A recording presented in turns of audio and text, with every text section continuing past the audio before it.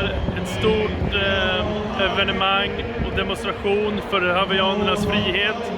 De vill separera sig från USA. När jag pratar med folk här så säger de att det kommer ta kanske 10 år, men att de kämpar hårt och det bara växer och växer och folk engagerar sig. Det är kopplat till miljörörelsen, det är kopplat till människorättsrörelser.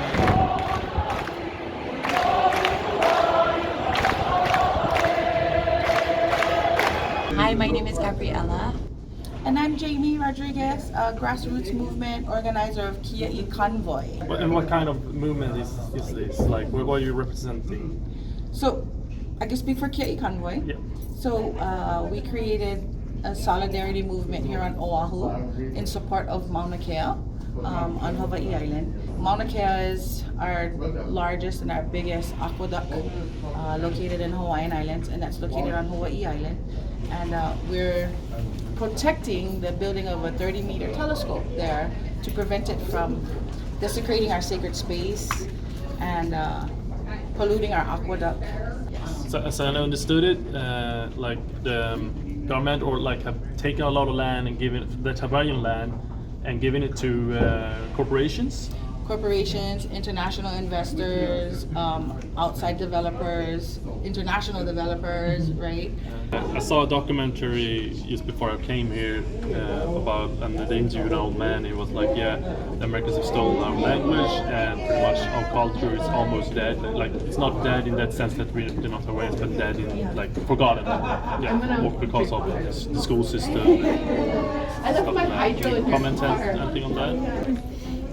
Since occupation 127 years ago, illegal occupation, the United States used their own government processes to illegally annex Hawaii and of course colonized Hawaii to make it an American state.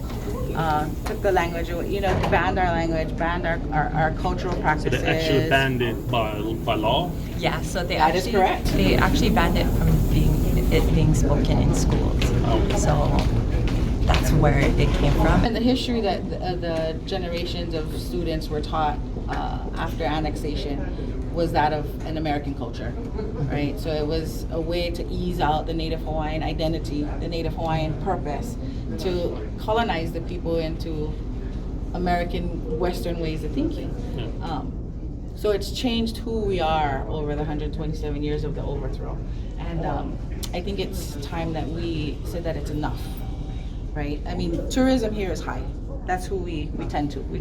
That's what our economics is based off of. That's our major importer exporter, right? That's our major revenue. There you go. Revenue stream is tourism. But once we start accommodating tourism and tourists and people who decide to develop or buy here, we need more and more and more of our sacred spaces, our green lands, the Native Hawaiian lands to accommodate, the growing need of tourists and influx of visitors now living here in Hawaii. Yeah. So when is it enough? Yeah. Right? When is it enough? And it's just kind of sad because a lot of our Native people are having to move outside of Hawaii because the cost of living here is so high. Native Hawaiian homelands was a Commission Act created to put more Hawaiians back on their homes. A lot of it is going to these commercial businesses and non-Hawaiians over the actual preference of it, which should be Hawaiians.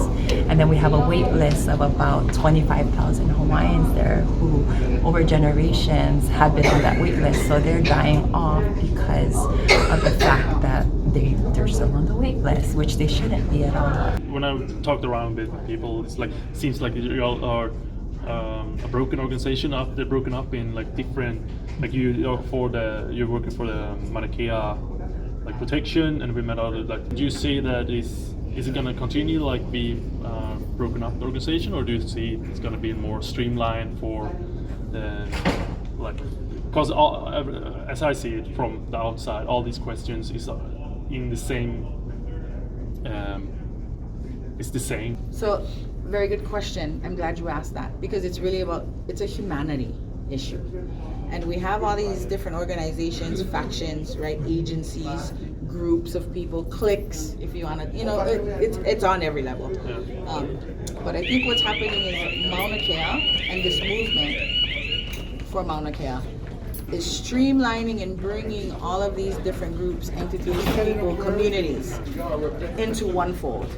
So one of the challenges though is learning to work cohesively, bringing all of that together in alignment, and how do we move forward together completely unified with all these different factions, and what communication and political engagement looks like. So it's a learning process. Yeah. We're right in the beginning.